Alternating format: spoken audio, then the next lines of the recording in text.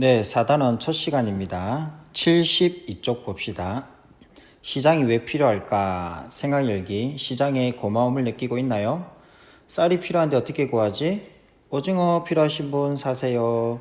풍년으로 쌀이 많이 생산되었는데 어떻게 처분하지? 과거에 물물 교환하던 그런 시절의 모습인 것 같습니다. 위 그림에서처럼 거래 상대방을 만나기 어려운 상황을 해결할 방법을 제시해보자. 네, 각자 생산한 것 중에, 잡은 것 중에 남는 물건 있죠? 남는 물건을 갖고 가서 약속을 잡아가지고 서로가 물건을 교환하면 되겠죠. 시장이 생기는 이유를 설명해보자. 거래에 걸리는 시간과 노력을 줄여 거래를 원활하게 하기 위해서죠. 만약에 시장이란 장소가 없다면 어디서 그 사람을 만날지 알 수가 없잖아요. 그리고 약속한 사람만 만나야 되잖아요. 근데 시장에 가면 약속한 사람이 아니더라도 지나가다가 필요한 물건이 있으면 바로바로 교환하거나 살 수가 있기 때문에 굉장히 원활하고 효율적으로 거래를 할 수 있기 때문에 시장이 생긴 것이겠죠. 시장의 의미와 역할. 각자 필요한 물건을 혼자 힘으로 만들거나 조달하였던 자급자족 시대에는 시장이 필요하지 않았다. 이후 사람들은 분업과 전문화로 각자 잘하는 일에 전념하면서 다른 사람과 필요한 물건을 거래하기 시작하였다.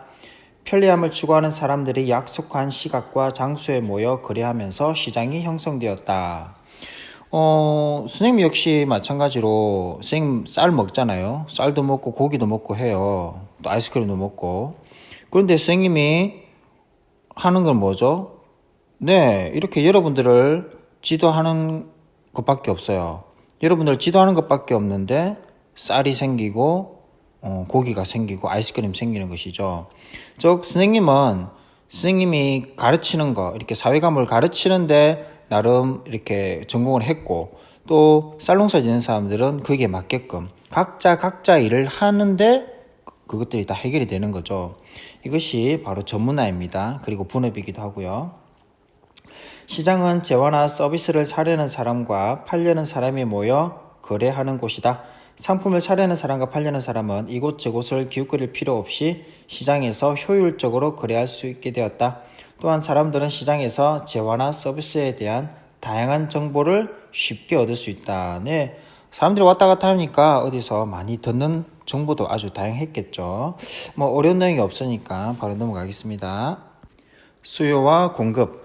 시장에서 일정한 가격을 지급하고 재화나 서비스를 사려는 사람을 수요자라고 하며, 이들이 재화나 서비스를 사려는 욕구를 수요라고 한다.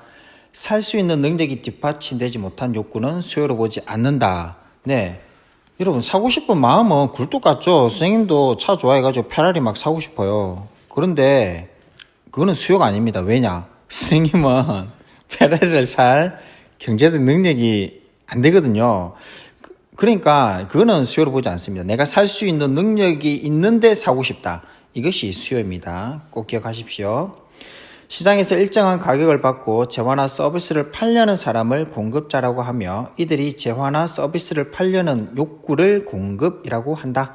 시장은 경제생활에 필요한 재화나 서비스의 수요와 공급을 연결하는 역할을 하며 이 과정에서 가격이 결정된다. 네, 확인 콕 오른쪽에 소득이 없는 청소년은 우주선을 사려는 수요자에 해당한다? 동그라미일까요? X일까요? 네, X죠. 우주선. 그거는 도저히 안 되니까 X일 겁니다. X일 겁니다가 아니고 X라고 보면 되겠죠. 스스로 탐구, 수요와 공급이 상호작용하는 시장. 다음은 농산물 도매시장과 벼룩시장을 비교한 것이다. 농산물 도매시장 볼까요?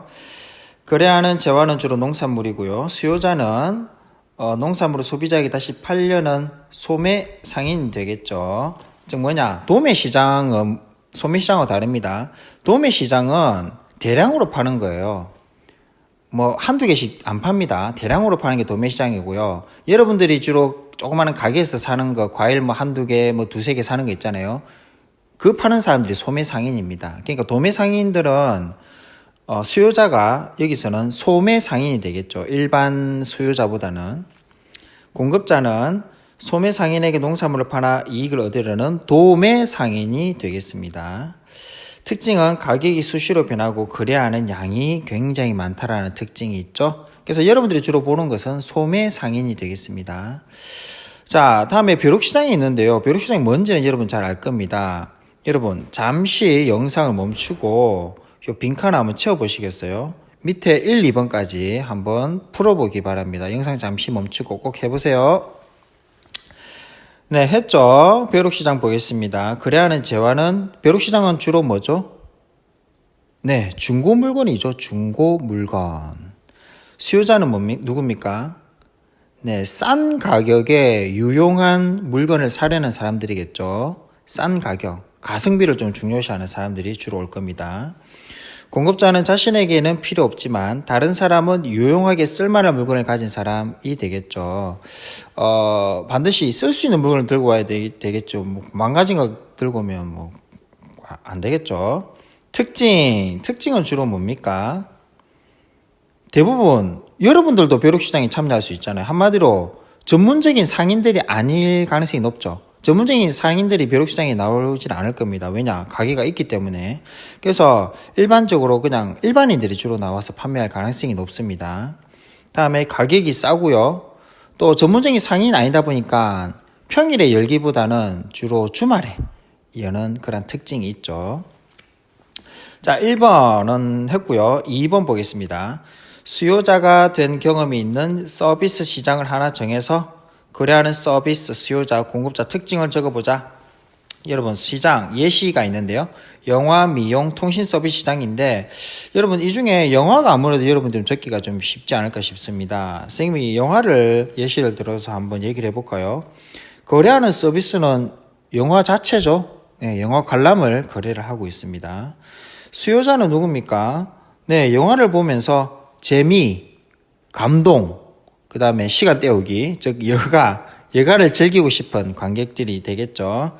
또 데이트하는 사람도 있을 거고요. 공급자는 누구냐? 영화 제작자 and 영화관이 되겠죠. 특징은 뭡니까? 네, 여러분들이 엄청 재벌이 돼가지고 영화관을 통째로 빌리지 않는 이상 정해진 시간에만 볼 수 있습니다. 그죠? 그리고 여러 사람이 한꺼번에 가야 되고요. 그리고 같은 영화라도 뭐 조조 할인 뭐 이런 거 있잖아요. 영화 관람대 시간에 따라서 또는 앉는 위치에 따라서도 가격이 달라지기도 합니다. 네, 꼭 영화 안 해도 됩니다. 여러분 적고 싶은 거 한번 꼭 적어보고 넘어가기 바랍니다. 74쪽 어떤 시장이 있을까? 생각 열기 이것도 시장일까? 내사랑 삼각김밥 오늘만 이 가격에 드립니다. 다있다 홈쇼핑 건강을 위해 앱을 구매해야겠어. 자, 위에서 어떤 것이 시장일까요? 네, 세 개 다 합니다. 세 개 다. 가끔 여러분들 시장하면 꼭 약간 복잡하고 그죠? 막 시끌시끌하고 막 그런 데만 시장이라 생각하고 심지어 백화점이나 마트는 시장이 아니라고 생각하는 친구들이 간혹 있어요. 네. 다 시장입니다, 여러분. 네. 왜냐? 꼭 특정한 물리적 공간을 차지해야만 시장이 아닙니다. 그런 공간을 차지하지 않더라도 재화와 서비스가 거래되는 곳이면 다 시장이라고 보기 때문에 세 개 다 시장입니다. 자, 시장의 종류. 사람들은 흔히 시장이라고 하면 서울의 남대문 시장, 부산의 국제시장처럼 많은 가게가 모여있고 사람들이 오가는 특정한 장소만 떠올리는 경향이 있다. 통신과 인터넷이 발달한 오늘날에는 온라인 쇼핑 시장처럼 장소에 구애받지 않는 새로운 형태의 시장이 크게 성장하고 있다. 새로운 시장 덕분에 사람들은 시간과 공간에 구애받지 않고 원하는 상품을 효율적으로 거래할 수 있게 되었다. 그렇죠? 일반적으로 시장은 거래 형태에 따라 보이는 시장, 보이지 않는 시장으로 구분한다. 또한 거래하는 상품의 종류에 따라 생산물 시장과 생산요소 시장으로 구분하고 매일 열리는지 아닌지에 따라 상설시장과 정기시장으로 구분한다. 네, 표 정리된 거 잘 보이죠? 상설시장 보겠습니다. 언제나 열려있는 시장으로 슈퍼마켓, 대형 할인점, 백화점 등이 속한다. 그렇죠. 이게 상설시장이고요. 정기시장은 5일에 한 번씩 열리는 5일장과 같이 특정 날짜에 정기적으로 열리는 시장입니다. 교통이 발달하고 인구가 증가하면서 점차 쇠퇴하였지만 아직도 지방 곳곳에서는 지역의 특산물을 접할 수 있는 5일장이 열리고 있다. 과거 조선시대에는 이렇게 사람들이 매일 장이 열리는 게 아니라 어느 날짜를 잡았어요. 5일장. 그래가지고 전국 각지에서 모이는 거죠. 그러면 5일장을 하면 좋은 점이 뭐냐면 상설시장은 늘 오는 상인만 오잖아요. 근데 전기시장은 비록 5일에 한 번 오더라도 전국적으로 인근의 상인들이 다 모일 수 있는 거죠. 막 돌아다니면서. 전국적으로 날짜가 똑같지 않거든요. A 마을이 1일날 하면 B 마을은 2일날 하고 C 마을은 3일에 하고 이렇게 열리니까 이게 돌아다니면서 장을 볼 수 있기 때문에 어찌 보면 좀 더 다양하게 많은 것들을 볼 수 있습니다. 지금도 전기시장이 있긴 있습니다. 특히 상설시장 옆에 좀 복잡해지는 날이 있거든요. 그날은 전기시장이 함께 열리는 날이다. 이렇게 생각하면 되겠습니다. 오른쪽에 생산무시장. 생산무시장은 다양한 상품을 거래하는 시장으로 가게가 수요자, 기업이 공급자이다. 즉 가게라고 하는 것은 여러분들 집안의 구성원들을 가게라고 하는데요. 보통 여러분들이 뭐 공장에서 물건을 만드는 분이 아니라면 다 이게 물건 사는 사람들이 주로 대부분이죠. 그래서 가게가 수요자고요. 기업이 공급자인데 여기서 좀 특별한 게 생산 요소 시장입니다. 여러분, 노동, 자본, 자연자원, 즉 토지를 거래하는 시장으로 가게가 공급자가 되고요. 기업이 수요자가 됩니다. 즉 무슨 말이냐? 여러분들도 시장의 한 요소가 될 수 있어요. 여러분들 공부하는 이유가 바로 여러분들의 노동력의 그 가치를 높이는 과정이거든요. 사람이 어떻게 시장의 그 요소가 될 수 있냐라고 생각하지만 여러분들 유명한 운동선수들 그 FA 시장 해가지고 물건값 이렇게 몸값 올리기 뭐 이런 기사 많이 봤지 않습니까? 그 사람의 운동 능력에 따라서 가치가 달라지듯이 여러분들도 그 공부한 양 뭐 공부 이퀄 능력은 아니지만 어쨌든 능력의 양에 따라서 여러분들이 몸값이 달라지는 거죠. 그러면 여러분들은 그 공부를 해서 뭐 한다? 여러분들이 기업에 속하죠. 즉 뭐냐? 기업이 여러분들의 그 월급을 주고 빌리는 거죠. 즉 수요자가 됩니다. 여러분들이 공급자가 되고요. 그리고 자본은 여러분들이 주식을 산다든지 또는 여러분들이 저축을 하죠. 저축을 하면 그 저축한 돈을 은행이 많냐 가만 갖고 있는 것이 아니라 여러분들이 그 예금한 돈을 가지고 기업이 대출을 해줘요. 그래서 기업이 돌아갈 수 있게끔 이렇게 도와주는 역할을 하는 것이죠. 그 다음에 토지를 거래하는 시장이다. 이렇게 잘 보기 바랍니다. 요 표 4가지 잘 나와 있기 때문에 꼭 참고하십시오. 다시 교과서로 돌아와서 톡톡톡 사회, 독점 시장과 과점 시장, 독과점이란 말 좀 들어봤을 겁니다. 독점 기업은 시장에서 재화와 서비스의 유일한 공급자이다. 모두 나의 것. 웃고 있네요. 시장에 존재하는 공급자의 수에 따라 시장을 구분하기도 한다. 어떤 재화나 서비스의 공급자, 즉 기업의 수가 한 개인 시장을 독점 시장이라고 하며 기업의 수가 소수인 시장을 과점 시장이라고 한다. 예를 들어 학교 안을 하나의 시장으로 볼 때 매점이 한 곳밖에 없으므로 매점은 독점 기업으로 볼 수 있다. 그리고 몇 개의 기업이 있는 이동통신 서비스 시장은 과점 시장이다. 자, 독점 시장과 과점 시장의 사례를 들어보라고 했는데요. 뭐 독점 시장의 사례로는 뭐 철도 있죠, 철도. 그 다음에 뭐 우편. 그 다음에 과점 시장의 사례로는요, 수요에 비해서 회사가 생각보다 많이 없는 라면. 그 다음에 교복. 특히 좀 심한 게 영화, 그 다음에 통신 서비스. 그렇게 많지 않습니다. 여러분들이 손가락으로 이렇게 셀 수 있을 만큼 몇 개 안 되기 때문에 과점이라고 볼 수 있겠죠. 자, 독점과 과점은 뭐 장점도 있습니다. 하지만 좀 단점도 있을 수가 있죠. 왜냐하면 가격을 좀 아무래도 좀 경쟁 상대가 없거나 혼자이다 보니까 좀 마음대로 할 수 있는 그런 것이 있어서 독과점은 늘 정부가 좀 예의주시하는 편입니다. 가격을 요것들이 함부로 올리는 거 아닌가? 그렇게 했죠. 옛날에 교복이 참 비쌌거든요. 몇 년 전만 해도 연예인 나와가지고 막 광고하고 그래가지고 교복 한 벌 값이 남성 고급 정장 값만큼 비싸져가지고 되게 사회적 문제가 됐었거든요. 그게 바로 과점 시장이다 보니까 그게 좀 가능했던 것 같습니다. 근데 지금은 이렇게 그죠 단체로 이렇게 해가지고 가격이 굉장히 합리적으로 많이 내려왔죠. 네, 75쪽 넘어갈까요? 스스로 탐구. 왜 여러 종류의 시장이 함께 존재하는 걸까? 가. 사진으로 본 것과 다르네. 직접 와서 보길 잘했어. 나, 가게를 빌 수 없어 운동하러 사러 갈 시간이 나질 않네. 다, 다음 주 아들 생일 잔치에 친구들이 여럿 오니까 과자, 과일, 음료수가 많이 필요하겠지? 라, 어쩌지? 당장 불고기를 만들어야 하는데 설탕이 없네. 네, 나를 참고하여 옷을 살 때 매장에 직접 가서 사는 방법과 인터넷 쇼핑몰에서 사는 방법의 장단점을 정리해보자. 네, 이거 좀 잘 알 거라 봅니다. 잠시 영상 멈추고 한번 적어보는 시간 가지십시오. 네, 적었습니까? 자, 매장에 직접 가서 사는 방법의 장점은 아무래도 직접 확인해 볼 수 있죠. 그리고 점원에게 그 상태에 대해서 물어볼 수도 있고요. 하지만 단점 뭡니까? 갔다 오는데 시간과 돈이 들어가고요. 또 24시간 살 수 있는 게 아니죠. 내가 그 퇴근이 늦었다 그러면 물건을 살 수 없는 거죠. 반면에 인터넷 쇼핑몰에 사는 장점은요. 네, 매장 안 가도 되죠. 시간과 노력이 들지 않습니다. 가는 시간과 노력이. 그리고 대부분 24시간 다 하기 때문에 언제든지 내가 원하는 시간에 물건을 살 수 있다. 단점은 네, 이게 좀 치명적인 단점인데요. 실물이 다를 수 있죠. 그리고 디자인이 다를 수도 있고 색깔이 다를 수도 있지만 또 문제가 치수. 네, 내가 뭐 100이다, 105 입는다 하더라도 제품에 따라 100이 좀 크게 나온 것도 있고 작게 나온 것도 있지 않습니까? 그래, 거기에 대해서 내가 정확한 정보를 알 수 없고 반품을 해야 될 수도 있는 그런 일이 생길 수도 있죠. 또 직접 사면 뭐 돈을 주고 물건을 바로 갖고 오는데 인터넷 같은 경우에는 뭡니까? 가끔 배달 사고 그저 물건이 안 온다든지 뭐 착오가 있을 가능성도 있기 때문에 이런 장단점이 분명히 있는 것 같습니다. 2번 다라와 같은 경우 동네 가게와 대형 할인점 중 어느 곳을 이용하는지 각각 말해보자.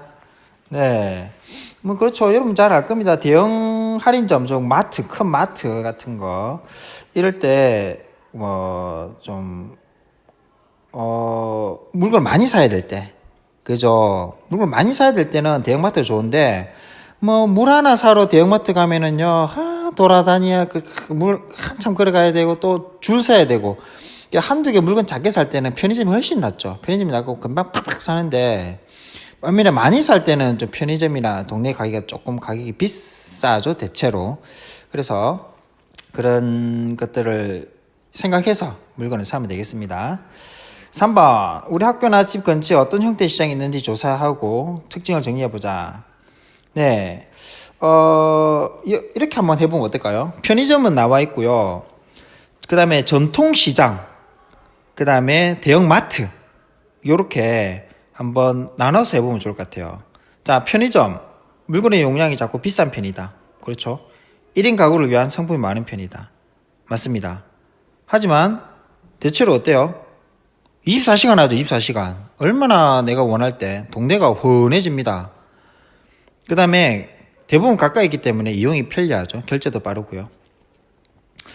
자, 다음에 전통시장은 어떠냐. 네, 많은 가게가 모여있죠. 물건이 엄청나게 많이 다양합니다. 그리고 물건값이 이거는 좀 맞는지 안 맞는지 모르겠는데 뭐 대체로 좀 싸다고 하는 사람이 있고 아니다 비싸다는 사람이 있어서 뭐라 좀 말을 잘 못하겠습니다. 근데 선생님이 전에 전통시장 하도 활성화하라 해가지고 막 이렇게 TV 광고 나왔는데 전통시장의 장점 하면서 이런 말을 하더라고요. 전통시장은 흥정을 통해 물건값을 깎을 수 있습니다. 이런 말을 하던데 나는 그게 과연 장점이냐라는 생각이 들더라고요. 나는 내 개인적으로는 그게 엄청난 단점이거든요. 왜냐? 그 물건값을 내가 말 몇 마디 또는 상인과의 이런 어떤 그죠 왔다 갔다 하는 말을 주고 받음으로 인해서 가격을 깎는 게 저는 굉장히 스트레스로 다가오거든요. 그럼 말 안 하고 그냥 물건 사면 반대로 말하면 눈탱이 맞는 거잖아요. 물건값을 깎을 수 있는데 못 깎으니까 바보 된 거잖아요. 그래서 나는 이게 장점이 아니라 선생님 개인적으로 그게 좀 단점으로 다가오더라고. 그냥 말없이 그냥 팍팍 사고 싶은데. 그렇죠. 하지만 전통시장은 좀 재미는 있습니다. 재미도 있고 여러 가지 사람 사는 맛도 느낄 수 있고 뭐 그런 장점도 있죠. 자, 대형 할인점 어때요? 네, 주차 편리하고요. 여름, 겨울 별로 구애받지 않습니다. 여름에 시원하고 겨울엔 따뜻하고 그렇죠. 그 다음에 여러 곳의 상품을 비교하게 고를 수 있고 또 시식 코너도 있죠. 근데 쌤이 생각할 때 대형 할인점의 단점은, 쌤 줄 서고 이런 거 진짜 싫어하거든요. 성질이 급해가지고. 이거 막 사람들 줄 부르르 서 있으면, 이거 진짜 안 가고 싶어요. 그래가지고, 어쨌든, 장점과 단점이 있고, 그리고 아무래도 이게 전부 다 대구에 있는 마트에 가더라도 그것이 대구의 돈이 아니고 본사가 또 다른 지역에 있으면 대구 경제 발전에 도움이 또 안 될 수도 있거든요. 그게 좀 어찌 보면 가장 큰 단점이라 볼 수도 있겠죠. 네. 어쨌든 오늘 공부 어려운 거 하나도 없었죠. 수고 많았습니다.